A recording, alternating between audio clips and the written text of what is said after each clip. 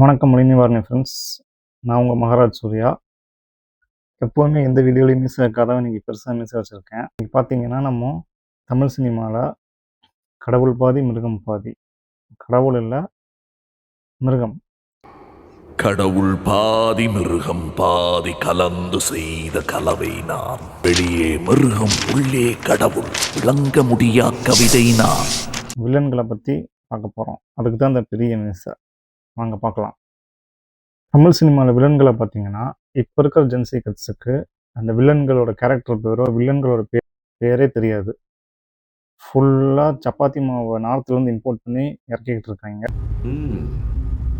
Looking good.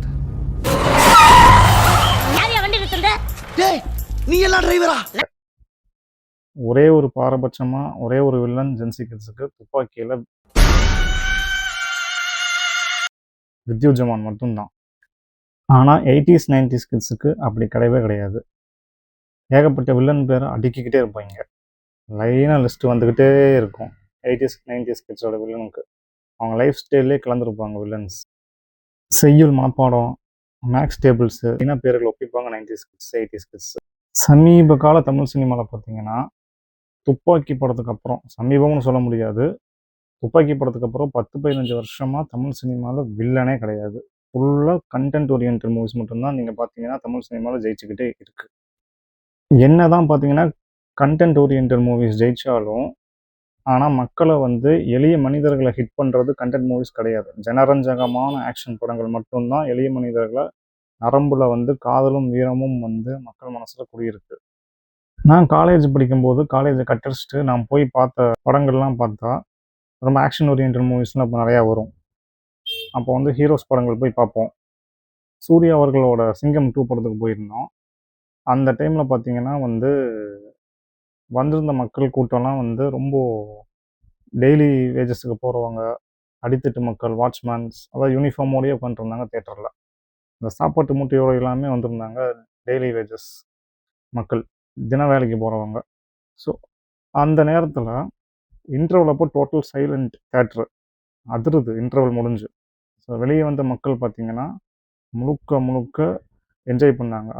அதில் சில பேர் சொன்னாங்க, போன வாரம் வேறு ஒரு படத்துக்கு வந்தேன், ஒன்றுமே புரியல, படம் ஃபுல்லாக பேசிகிட்டு இருந்தாங்கன்னு. ஆனால் அவங்க சொன்ன படம் ஒரு நல்ல கண்டென்ட் ஓரியன்ட் படம், நல்ல ஹிட்டு தான். ஆனால் அவங்க அந்த மக்கள் அந்த படத்தெல்லாம் விரும்பவே இல்லை. ஜனரஞ்சகமான ஆக்ஷன் படங்கள் தான் விரும்புகிறாங்க. அப்படியே பார்த்தீங்கன்னா அந்த சிங்கம் 2 இன்டர்வல் பேக் சொல்லவே வேண்டாம்.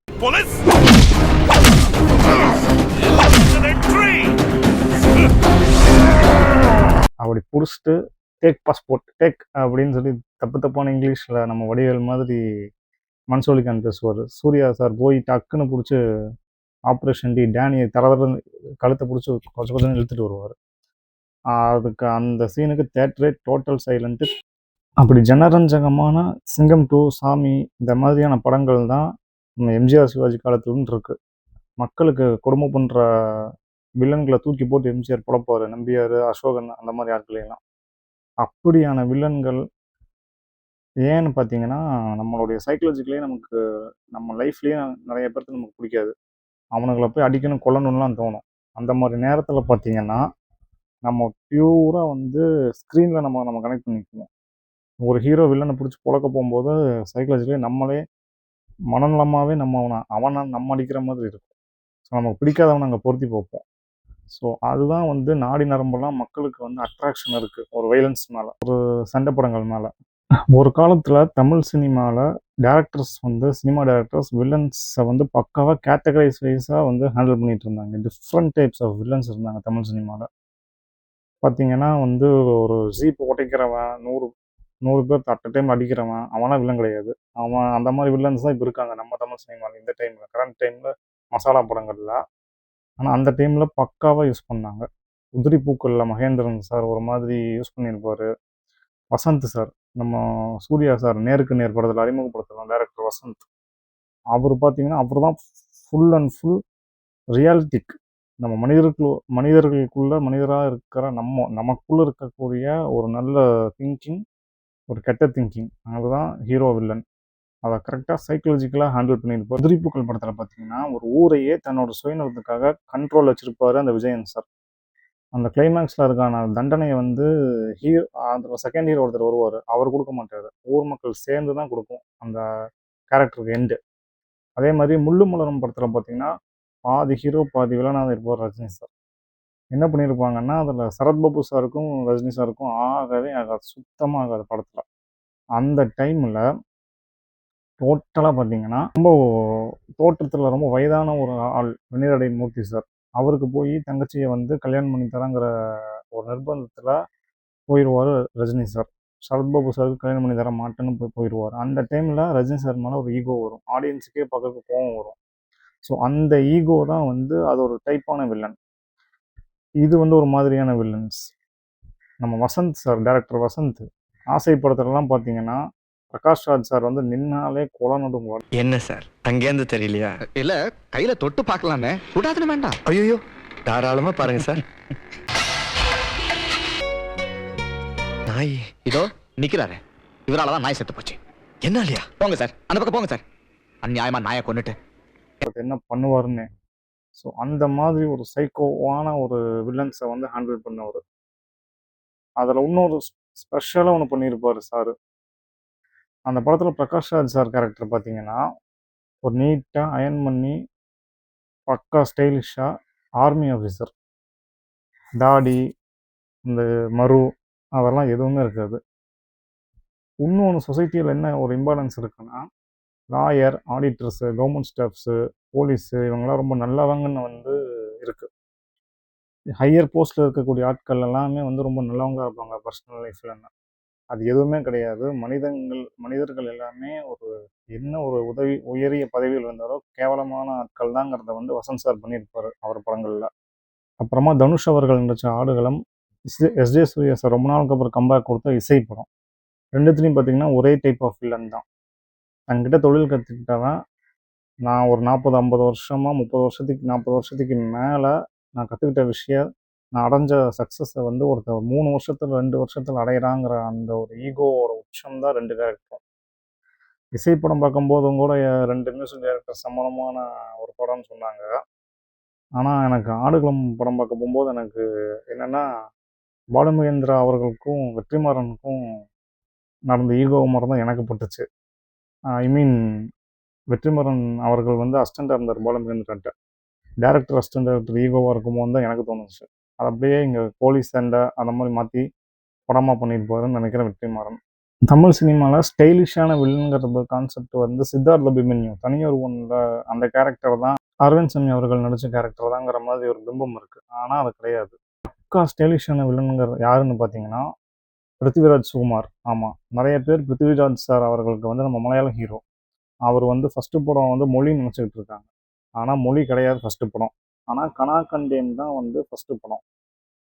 அவருடைய முதல் படம் பார்த்தீங்கன்னா போய்ஸும் சரி ஸ்டைலிஷ் வில்லன் சித்தார்த் அபிமன்யு கான்செப்டை கொண்டு வந்த கார்ப்பரேட் வில்லனே வந்து கனா கண்டேன்கிற கேவி ஆனந்த் சாரோட ஃபஸ்ட்டு படம்.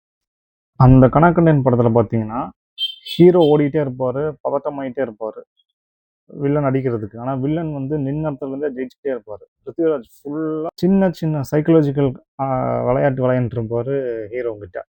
அந்த படம் பார்த்தீங்கன்னாலே அடுத்து என்ன பண்ணுவாருங்கிறத வந்து ஸ்ரீகாந்த் ஜெயிக்கிறத விட பிருத்திவிராஜ் எப்படி ஜெயிப்பாருன்னு தான் இருக்கும். அந்த படத்தோட கிளைமேக்ஸ் முடிகிற வரைக்குமே அந்த பரபரப்பு இருக்கும். காதலுக்கு மரியாதை மாதிரி படங்கள்லாம் பார்த்தீங்க, குஷி மாதிரி படங்கள் பார்த்தீங்கன்னா ஹீரோ ஹீரோயினோட ஈகோ அதில் வில்லன்ஸாக இருக்கும். காதலுக்கு மரியாதையில் அவங்க அண்ணன்கள் வில்லனாக இருப்பாங்க, ஹீரோயின்ஸோட அண்ணன்கள் வந்து விஜய் சாருக்கு வில்லனாக இருப்பாங்க. ஸோ அது மென்மையான படங்களுக்கு ஃபேமிலி மெம்பர்ஸ் வந்து வில்லன் கேரக்டராக வந்து போர்ட்ரே பண்ணியிருப்பாங்க. அதுக்கப்புறமா பார்த்தீங்கன்னா கட்டுறது தமிழ், கர்ணன் டைப் படங்கள், ரஞ்சித் படங்கள்லாம் வந்து சொசைட்டி ஜாதி மேலே வந்து ஒரு நெகட்டிவ் ஷேட் இருக்கும், ஒரு வில்லன்ஸாக வந்து போர்ட்ரே ஆகிருக்கும். ஸோ இது ஒரு டைப்பான வில்லன்ஸ். இது ரொம்ப கம்மியான ரொம்ப ராவான படங்களில் வரக்கூடிய வில்லன்ஸு. இந்த டைப் மூவிஸில் வர மனிதர்கள், சொசைட்டியில் இருக்கக்கூடிய மனிதர்களே பண்ணுற குறைகளே வந்து வில்லனாக தெரியும் படங்களில். என்னதான் இந்த மாதிரி இப்போ பேசின படங்கள்லாம் கொஞ்சம் கண்டென்ட் ஓரியன்ட் மூவிஸ். ஆனால் நீங்கள் மசாலா படங்களில் வில்லன் கேரக்டர் ஜெயிக்கணும்னா அது கண்டென்ட்டையும் தாண்டி வில்லனுக்கு ஒரு ஸ்ட்ராங்கான சைக்கலாஜிக்கல் ரீசன் இருக்கணும் பிஹைண்டில். தில், தூள் மாதிரி படங்கள்லாம் பார்த்தீங்கன்னா ஒரு ஈகோ இருக்கும். தில்லில் வந்து போலீஸ்காரன் நடிச்சிட்டு போலீஸ் டிபார்ட்மெண்ட்டுக்கே வந்து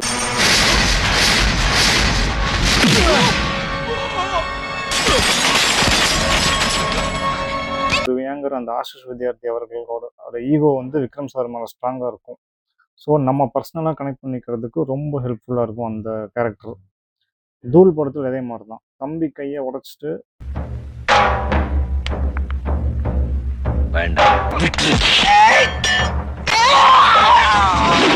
ஊரே பார்த்து பயப்படுற ஒரு ஆளை வந்து சாதாரண ஒரு ஆள் டச் பண்ணுறாங்கிற போது அது ரொம்ப ஒரு பெரிய விஷயம். அதே மாதிரி மினிஸ்டர் காலப்பாண்டியன் கேரக்டர், அவர் கேரக்டரையும் வந்து நம்மளோட குறைகளை வந்து மக்களாக இருந்து நம்ம எத்தனையோ அரசியல்வாதிகள் நம்மளுக்கு வந்து ஹெல்ப் பண்ணுறதில்ல, அந்த கேரக்டரை வச்சு நம்ம ஃபிட் பண்ணி பார்ப்போம். ஸோ அது வந்து ரொம்ப கனெக்ட் பண்ணோம். ஹரி சாரோட தமிழ் படம் சாமி, லிங்குசாமி சாரோட சண்டைக்கோழி, இதெல்லாம் பார்த்தீங்கன்னா வில்லனுக்கு உண்டான ஈகோ, அந்த ஒரு கோவம் தான் வந்து இதாக மாறும். ஹரி சாரோட வேல், அதுக்கப்புறமா ஐயா படத்தில் பார்த்தீங்கன்னா அதில் இருக்கக்கூடிய அந்த அரசியல் காரணம், ஜாதி ரீதியான பிரச்சனை, அவங்க அப்பாவை கொன்னது, அந்த மாதிரி ரொம்ப பர்சனல் வெஞ்சன்ஸ் வந்து கேரக்டர்ஸ்குள்ளே இருக்கும்.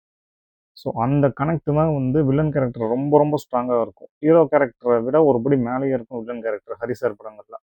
அதனால தான் மசாலா படங்கள் வந்து ஜெயிச்சதுக்கு காரணம் வந்து அந்த ஒரு ஸ்ட்ராங்னஸ் தான்.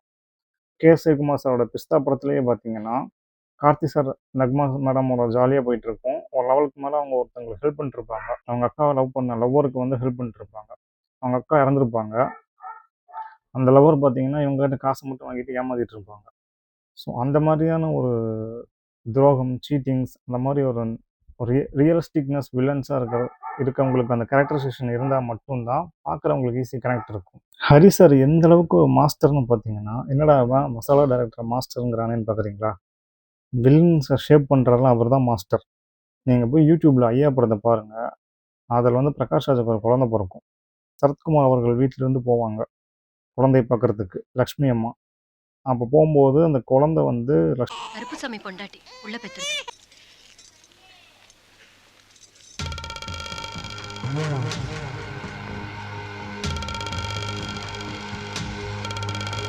லக்ஷ்மி அம்மா கையை தள்ளி விடும். பணமோ சர்க்கரையோ வாயில் வைக்க போகும்போது, கொடுக்க போகும்போது. ஸோ இந்த அளவுக்கு ஒரு மிகப்பெரிய சைக்காலஜி தெரிஞ்சால் தான் ஹரி. ஸோ அதனால தான் அவரை வந்து மாஸ்டர்னு சொன்னாங்க.